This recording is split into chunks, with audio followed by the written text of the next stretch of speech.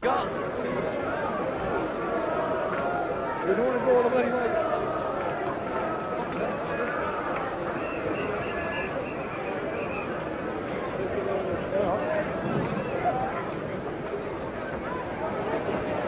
So, just one more look at the England card. Greg Chappell, for the second time in 3 days, winning the toss and putting England in first on a flat batting pitch. Masterful performance by Gooch and Boycott. Quite some time since one saw Boycott in such sparkling form. Perhaps the one days down under last winter. Athey and Butcher keeping the tempo going quite splendidly. And Butcher really making an impression on his first appearance in an England shirt. So Bill Athey, another good innings to follow his performance at the Oval, and sacrificial victims at the lower end of the order as on Wednesday. An immense total. And we'll see in the Australian bowling, Dennis Lilly, really no justice there. He bowled very well, by a long way the best of the bowlers. And 4 men there giving away around 6 runs and over. And some wag seems to have lowered a certain flag beyond half-mast. Well, it is in fact the 7th successive one-day victory for England over the old enemy. But nobody should start crowing too much about that, because we remember what the score was in the test matches the last time they met. So the Australian reply, they had to go at not far short of 6 runs and over. Remarkable performance by Kim Hughes, who made those 98 runs in little more than even time, and he got them off only 83 balls. And when he got out, the order of the day was almost 12 runs and over. It simply wasn't on. And sadly, Greg Chappell, unable to bat, having limped off the field when he completed his bowling stint. And we all hope that he'll be fit for the big match next week. And a quick look again at the England bowling. Mike Hendrick, man of the match at the Oval, finding things a little stickier here today, but nonetheless the most successful. Graham Gooch nipping in with a vital wicket, and that must have helped to sway Tom Graveney in his decision to decree him man of the match here in front of Jeff Boycott.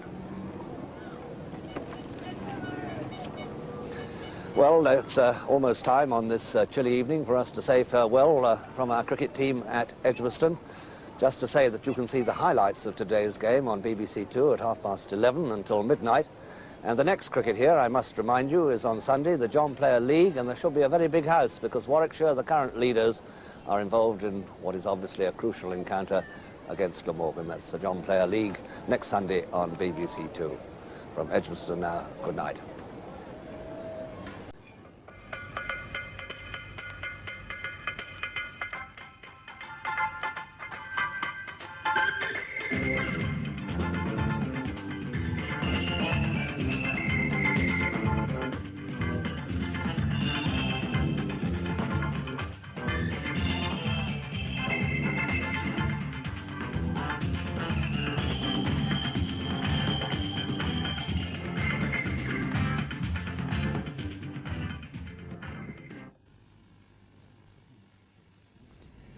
Well, after that satisfying news, satisfying from an England point of view, we have about 8 minutes before the next BBC2 programme, which is the mid-evening news, which is followed by Dallas at 7:40. So in the meantime, we'll leave you with the score of today's match and play you some music.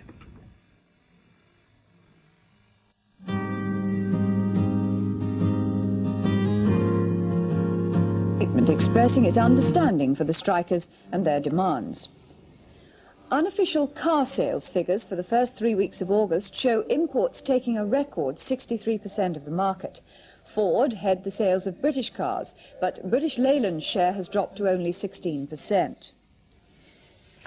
British Leyland has announced that more than 4,000 of its white-collar staff are to lose their jobs over the next 9 months. This is to bring white-collar redundancies into line with those already made among BL's manual workforce.